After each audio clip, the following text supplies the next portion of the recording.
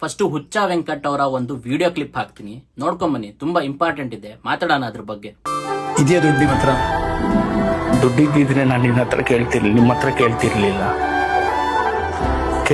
ನಾನು ಯಾವತ್ತು ಒಬ್ಬರ ಹತ್ರ ದುಡ್ಡು ಕೇಳ. ನಿಮ್ಮ ಹತ್ರ ದುಡ್ಡಿಲ್ಲ, ಆದ್ರೂ ಮೊನ್ನೆ ನೀವು ಒಂದು ಆಶ್ರಮಕ್ಕೆ ಹೋಗ್ತೀರಾ. ಆಶ್ರಮದಲ್ಲಿ ಏನೋ ಜೋಬಲ್ ಇಷ್ಟಿದೆ, ಇರೋದೇ ₹2,000 ಇರುತ್ತೆ, ಅದನ್ನೂ ಆಶ್ರಮಕ್ಕೆ ಕೊಟ್ಟು ಬಂದ್ಬಿಡ್ತೀರಾ. ನನ್ನ ಜೀವನದಲ್ಲಿ ಫಸ್ಟ್ ಟೈಮ್ ನಾನು ಅಷ್ಟು ಕಮ್ಮಿ ಕೊಟ್ಟಿರೋದು. ನನ್ನ ಹತ್ರ ಇಲ್ಲ, ನನ್ನ ಬ್ಯಾಂಕ್ ಬ್ಯಾಲೆನ್ಸು ಸುಳ್ಳು ಹೇಳಲ್ಲ, ನಿಮ್ಗೆ ತೋರಿಸ್ಕೊಡ್ತೀನಿ.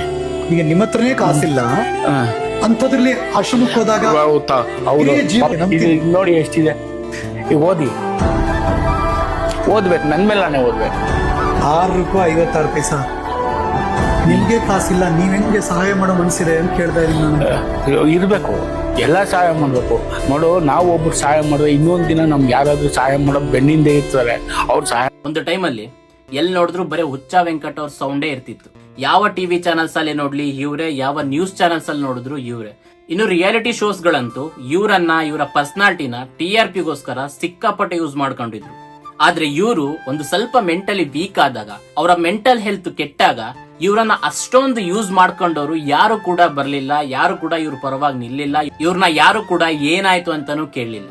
ಆದ್ರೆ ಇವರ ಒಂದು ಪರ್ಸನಾಲಿಟಿನ ಮಾತ್ರ ತುಂಬಾ ಚೆನ್ನಾಗಿ ಯೂಸ್ ಮಾಡ್ಕೊಂಡಿದ್ರು. ಸೊ ಹುಚ್ಚ ವೆಂಕಟ್ ಅವರು ಹೇಗ್ ಆಡ್ತಿದ್ರು ಅಂತ ನಮ್ಗೆಲ್ಲ ತುಂಬಾ ಚೆನ್ನಾಗಿ ಗೊತ್ತು. ಸೊ ಆ ಟೈಮಲ್ಲಿ ಅವ್ರಿಗೆ ನೀವ್ ಇದೇ ತರ ಆಡ್ಬೇಕು ಅಂತ ಹೇಳಿ ಇನ್ನಷ್ಟು ಪ್ರೇರೇಪಿಸಿ TRPಗೋಸ್ಕರ ಅವರನ್ನ ಇನ್ನೂ ಬಳಸ್ಕೊಂಡು, ಸೊ ಅವರು ಕೂಡ ಅದನ್ನೇ ಮಾಡಿ ಅವರ ಮೆಂಟಲ್ ಹೆಲ್ತ್ ಕೆಟ್ಟೋಗಿ ಇವತ್ತು ಅವರ ಅರ್ಧ ಜೀವನನೇ ಹಾಳಾಗಿದೆ. ಸೊ ಇದ್ರಿಂದ ನಾವೇನ್ ಕಲಿಬೇಕು ಅಂದ್ರೆ, ಜನ ನಮ್ಮ ಹತ್ರ ಏನ್ ಸಿಗುತ್ತೋ ಅದನ್ನೆಲ್ಲ ತುಂಬಾ ಚೆನ್ನಾಗಿ ಬಳಸ್ಕೊಂಡು ಕೊನೆಯಲ್ಲಿ ನಮ್ಮನ್ನ ಕೈ ಬಿಟ್ಬಿಡ್ತಾರೆ.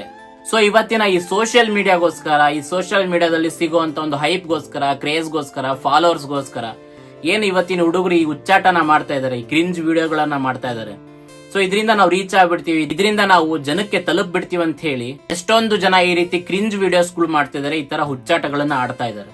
ಬಟ್ ಈ ಕ್ರಿಂಜ್ ವಿಡಿಯೋಸ್ ಗಳು ಮಾಡೋದಾಗ್ಲಿ, ಈ ಹುಚ್ಚಾಟ ಮಾಡೋದಾಗ್ಲಿ, ಜನಕ್ಕೆ ಒಂದಿನ ಬೋರ್ ಆದಾಗ ಅಥವಾ ಜನ ಒಂದಿನ ಬೇಡ ಅಂದಾಗ ಏನಾಗ್ಬಿಡುತ್ತೆ ಅನ್ನೋದಕ್ಕೆ ಹುಚ್ಚ ವೆಂಕಟ್ ಅವರೇ ಒಂದು ಎಕ್ಸಾಂಪಲ್. ಸೊ ಯಾವ ಟಿವಿ ಚಾನಲ್ಸ್ ಗಳು, ಯಾವ ರಿಯಾಲಿಟಿ ಶೋಸ್ ಗಳು TRPಗೋಸ್ಕರ ಇವರನ್ನ ಬಳಸ್ಕೊಂಡಿದ್ರು, ಸೊ ಅವರೆಲ್ಲ ಈ ಟೈಮ್ ಅಲ್ಲಿ ಇವ್ರಿಗೆ ಬಂದು ಸಹಾಯ ಮಾಡ್ಬೋದಲ್ವಾ?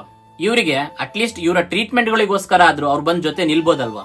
ಸೊ ಈ ವಿಡಿಯೋ ಬಗ್ಗೆ ನಿಮ್ಗೆ ಏನ್ ಅನ್ಸುತ್ತೆ ಅನ್ನೋದನ್ನ ಕಮೆಂಟ್ ಮೂಲಕ ತಿಳಿಸಿ, ಮತ್ತು ಈ ವಿಡಿಯೋನ ಮ್ಯಾಕ್ಸಿಮಮ್ ಶೇರ್ ಮಾಡಿ, ಮತ್ತು ಈ ತರ ಇನ್ನಷ್ಟು ಕಂಟೆಂಟ್ ಗಳಿಗೋಸ್ಕರ ನನ್ನ ಫಾಲೋ ಮಾಡ್ಕೊಳ್ಳಿ.